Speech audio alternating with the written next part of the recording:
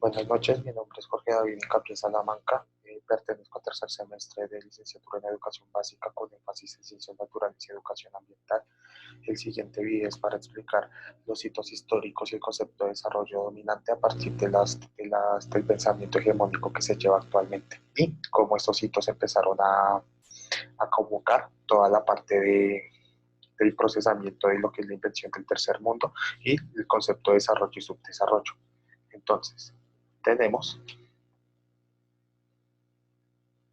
hacia lo que viene a ser como tal la presentación de la visión de desarrollo. Entonces, una cosa importante para poder tener en cuenta aquí viene a ser lo que es la invención del tercer mundo. Pero entonces, ¿desde dónde comienza la idea de desarrollo? La idea de desarrollo comienza desde lo que viene a ser el Tratado de Tordesillas. Este tratado se vino a celebrar en 1533 entre las monarquías de España y la monarquía de Portugal cuando se estaban generando los procesos de colonización de lo que viene a ser la parte de Latinoamérica. Aquí, en este proceso, aquí en este, se viene a presentar que se empieza a generar lo que viene a ser el pensamiento hacia el otro y el pensamiento del otro. Y aquí se empiezan a generar lo que vienen a ser lo que se conocen como las zonas de periferia y lo que se vienen a conocer como las zonas metrópolis o las zonas centrales, lo que empieza a generar ya un concepto de división. Aquí, ya para agregarlo hacia la parte de Colombia, con la llegada de las monarquías a las zonas latinoamericanas, se van a empezar a generar un proceso de pelea por el territorio. Pero estas peleas por los territorios también van a generar que se empiecen a generar procesos de lucha por el poder interno. Y aquí es donde vamos a empezar a ver lo que viene a ser la emancipación de los pueblos latinoamericanos y en 1810 cuando empieza a generarse ya lo que es la liberación y la independencia de Colombia. Luego de este Tratado de Tordesillas, vamos a tener lo que viene a ser todo lo que es la parte de la Primera Guerra Mundial, en donde tenemos aquí el enfrentamiento del Imperio Austrohúngaro con lo que viene a ser la parte bueno, el Imperio Austrohúngaro y la parte de Alemania con lo que viene a ser la parte de los países aliados. Entonces, el Tratado de Versalles viene a darnos el fin de la Primera Guerra Mundial, pero en este tratado existe el artículo 22, en donde nos está diciendo que se pueden generar procesos de colonización, no lo pone como colonización, sino lo pone como posicionamiento de un gobierno transitorio, mientras los países que resultaron derrotados empiezan a generar un proceso de transición en cuanto a lo que vienen a ser sus políticas y sus partidas. Entonces aquí vemos que empiezan a generarse también lo que son las nociones del subdesarrollo. Todavía no se concibe como subdesarrollo, pero aquí lo estamos viendo desde lo que viene a ser la concepción de el pensamiento ya hacia lo que viene a ser países que se encuentran mucho más arriba y países que se empiezan a encontrar mucho más abajo que tienen que ser dominados. Con la parte de la economía, con lo que viene a ser como tal el artículo 22. Hacia lo que viene a ser entonces ahora el tercer hito, viene a ser el Tratado de París. Entonces aquí ya no tenemos Primera Guerra Mundial, sino Segunda Guerra Mundial. Aquí la Segunda Guerra Mundial se basa en dos cosas importantes, dos cosas que van a empezar a cambiar el rumbo del pensamiento y la forma en cómo se está llevando el pensamiento en la actualidad. La primera viene a ser el ascenso del movimiento nazi, que aquí el pensamiento nazi lo que vienen a generar no es una división de los humanos, no por sus partes económicas, sino por sus razas. Los alemanes se colocan en el punto máximo de la raza, creyéndose la raza aria, mientras que los demás los venden a colocar como razas inferiores, entre estas lo que vienen a ser la parte de las razas negras y las razas latinas. Ellos conciben a lo que vienen a ser a los judíos como su raza antítesis y con ellos como a partir de esto empiezan a generarme lo que es el proceso de exterminio de esta raza y es lo que provoca y desata toda la guerra. Luego de esto, entonces ya empezamos a hablar sobre el desarrollo y empezamos a hablar sobre el tercer mundo y la invención del tercer mundo, ¿listo? Luego de que se generaron todos estos destrozos en la Segunda Guerra Mundial, donde toda Europa quedó devastada, Europa requería de recursos para poderse recuperar. Sin embargo, no los poseía. Aquí empezaron a generar lo que vienen a ser las vistas hacia lo que son los países latinoamericanos y hacia lo que vienen a ser los países africanos para poder empezar a generar un proceso de exportación de materia prima, para poder empezar a generar su proceso de constructo. ¿Listo? Hacia aquí, luego de este hito, ya vamos a tener lo que viene a pensarme lo que es la parte de la Guerra Fría y los inicios de la Guerra Fría. Luego de que durante la Segunda Guerra Mundial, uno de los factores que más afectó para la caída de Alemania fue la lucha de la Alemania nazi contra la Unión Soviética dirigida en este momento por Stalin, perdón. Y luego de que viene a acabarse la Segunda Guerra, toda la posición monárquica de Europa cae. lo que va a hacer que países como Estados Unidos y la Unión Soviética se alcen y empiecen a generarme lo que viene a ser el conflicto económico más fuerte que se ha tenido, que aquí inicia lo que viene a ser la Guerra Fría. La Guerra Fría también arranca a partir de lo que va a ser un discurso, que si viene a ser el discurso del presidente que se posicionó en 1953, que es Truman. Truman me empieza a hablar sobre algo que se llama la era del desarrollo. En la era del desarrollo se inventa la noción del tercer mundo y se inventa la noción de que existen países que tienen mucho avance en la parte industrial, pero hay países que no la requieren y requieren de las instrucciones de los países que tienen las grandes, las grandes las grandes formas de industria para que los puedan enseñar y para que puedan generar los procesos de desarrollo. Aquí lo que venimos a ver de que se empieza a generar lo que son las partes de los de vía de desarrollo y estos van a tener unas pautas muy claras, los cuales vienen a ser la parte del desarrollo como creencia, lo que viene a darme que el desarrollo viene a generarse a partir de un discurso, un proceso natural, o sea, todos los países tienen que desarrollarse y ya que esto tiene también un discurso evolutivo, entonces todos los países tienen que ir evolucionando, pero para esta evolución tiene que haber una guía. En esta guía tiene que ponerse lo que vienen a ser todos los comentarios hacia lo que son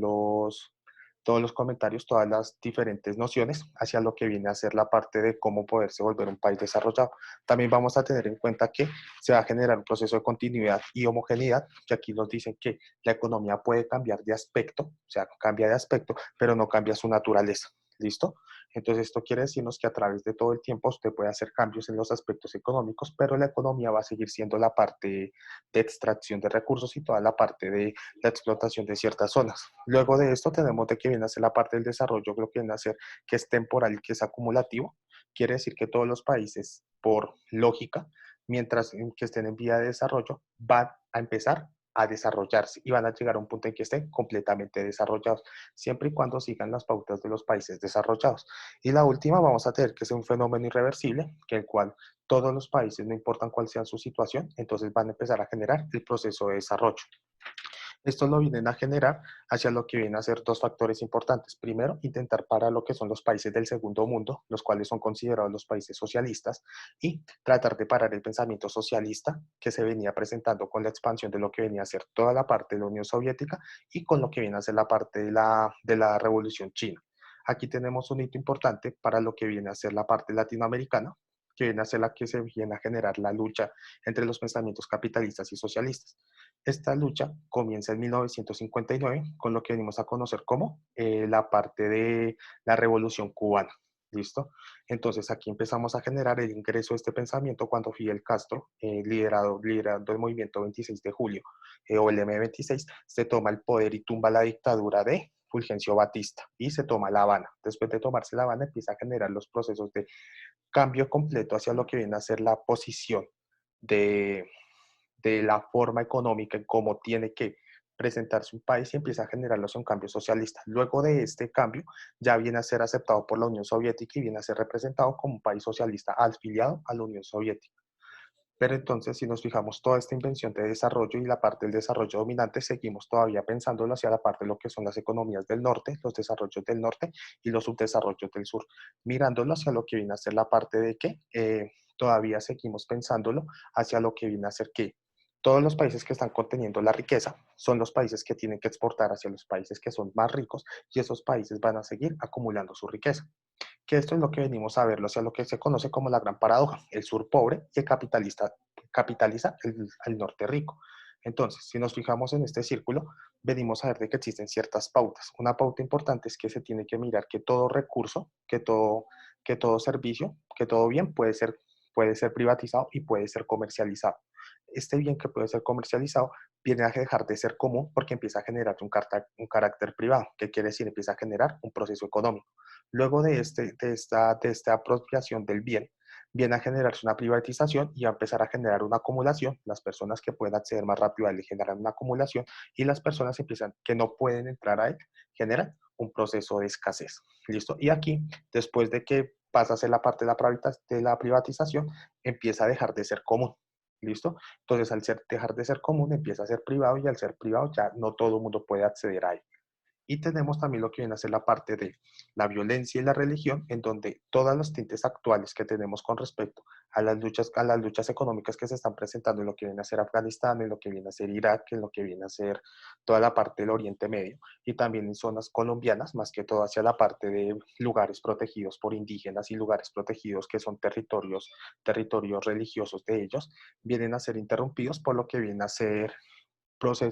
lugares en donde se encuentran zonas de recursos muy importantes para el desarrollo económico de cada uno de estos países. Bien, entonces, si nos ponemos a mirar la forma en cómo se ha venido desarrollando, cómo se ha venido poniendo el desarrollo dominante, ha sido mediante lo que vienen a ser pautas puestas por países que se encuentran altamente desarrollados en un nivel industrial, pero que presentan baja apropiación de lo que son recursos, porque dentro de sus zonas económicas o dentro de sus territorios establecidos geográficamente, estos, estos países ya como tal ya acabaron con sus recursos, como tal ya no tienen forma de poder expresar la parte de recursividad y empiezan a generar el proceso del discurso de la invención del tercer mundo para poder llegar y empezar a generar procesos de desarrollo a países que se encuentran pues con un nivel de industrialización mucho más bajo, pero que tienen alto nivel de recursos. Entonces, si tienen altos niveles de recursos, pues pueden poner un alto nivel de industrialización para poder seguir desarrollando, pero esto tiene un precio y este precio genera simplemente que se generen escaseces en lo que viene a ser la parte del tercer mundo y que todo este dinero, bueno, todo este moneda hegemónico de lo que viene a ser la parte religiosa, la parte económica, empieza a girarse hacia lo que son los países del norte. Ahora bien, si lo venimos a comparar hacia lo que viene a ser la parte de, bueno, aquí está la bibliografía, si lo venimos a comparar ya hacia lo que vienen a ser todas las eclísticas, todas las encíclicas que se han venido proponiendo más o menos desde el siglo XVI, vienen a tener completamente una comparación contraria a lo que se está proponiendo a partir de las nociones que vienen a proponer la parte de Dios y todo esto. Entonces, venimos a tener que, digamos, en las labores de exercias, vienen a decirme que todos los que vienen a hacer la jerarquía de los valores y que el trabajo tiene que servir al capital y no el capital, perdón, el capital tiene que estar en función del trabajo y no el trabajo en función del capital. Lo que me quiere decir que toda la parte económica, todo lo que se está creando tiene que servir para el trabajo. Aquí lo venimos a hablar con respecto a que los salarios tienen que ser acordes con lo que el trabajo que se está realizando, lo que también tiene que ser con los respetos a los derechos de los trabajadores. Entonces, la lucha de la labores exercias, la que fue escrita por el Papa, viene a generarme lo que viene a ser los procesos de lucha por justicia social, porque es lo que me puede generar lo que viene a ser el proceso de hegemonización social. ¿Listo? Lo que viene a ser también la parte de lo que son las solicitudes sociales, que viene a ser otra encíclica, viene a generarme que los países que se encuentran en subdesarrollo versus los países que se encuentran en desarrollo cada vez se están alejando más y esto no puede mantenerse porque se está creando un vacío. Este vacío me está quitando lo que viene a ser el concepto de unidad de la humanidad. Y aquí lo que viene a generarse que pues el pueblo de Dios tiene que estar completamente unido sin importar las razones económicas y las razones hegemónicas. Lo que nos viene a hacer pensar que el desarrollo dominante no está pensando en términos hacia lo que es mejor para el pueblo, sino que está pensando es en términos de lo que es mejor para las élites y lo que viene a ser lo mejor para ellos mismos. Muchas gracias por ponerme atención en el video. Sé que hay muchos temas que tocar, pero con esto queda más o menos claro qué es lo que se está entendiendo como desarrollo dominante, cómo se origina y cómo está afectando la sociedad actual. Que en ejemplos de Colombia estamos teniendo lo que vienen a ser la parte de la deforestación por parte del Amazonas masiva, también lo que vienen a ser los nuevos procesos que se están generando a partir de la explotación de oro por parte de los Emiratos Árabes hacia lo que viene a ser la zona de la cuenca amazónica colombiana. Y esto también nos está demostrando que aún sigue privando el bien privado, el bien de unos pocos, sobre el bien de muchos, cosa que, según las eclesiásticas, no deberían, las encíclicas, perdón, no debería ser así. Muchas gracias por ponerme atención y espero sea de agrado su video. Muchas gracias.